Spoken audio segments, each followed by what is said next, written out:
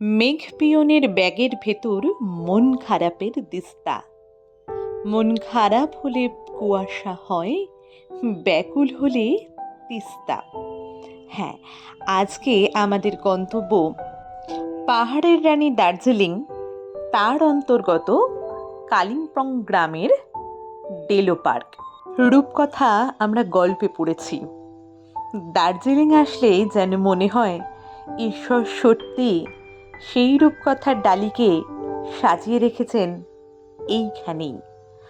যতদূর চোখ যায় মেঘ আর সবুজ, তার সাথে অপূর্ব রঙিন ফুলের সমাহার।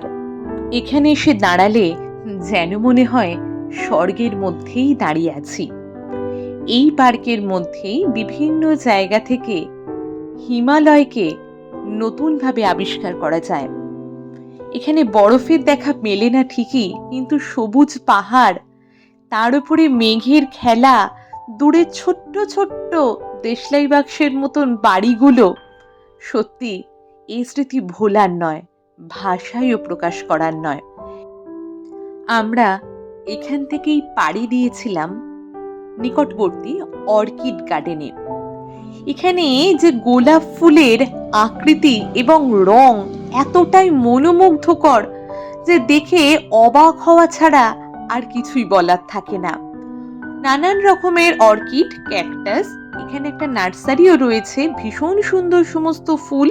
এবং সত্যি কথা, এত অবলীলায় ফুলগুলো ফুটে রয়েছে, আমাদের শহরে কত যত্নেও আমরা বোধহয় এই ফুল ফোটাতে পারি না।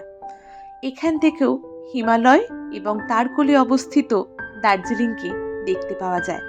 আজকের মতন ভ্রমণ পর্ব সমাপ্ত করে পাহাড়ি রাস্তার বাঁকে বাঁকে আমাদের ঘুরে আসার স্মৃতিগুলোকে ছড়িয়ে রেখে আমরা পাড়ি দিলাম আমাদের হোমস্টের দিকে।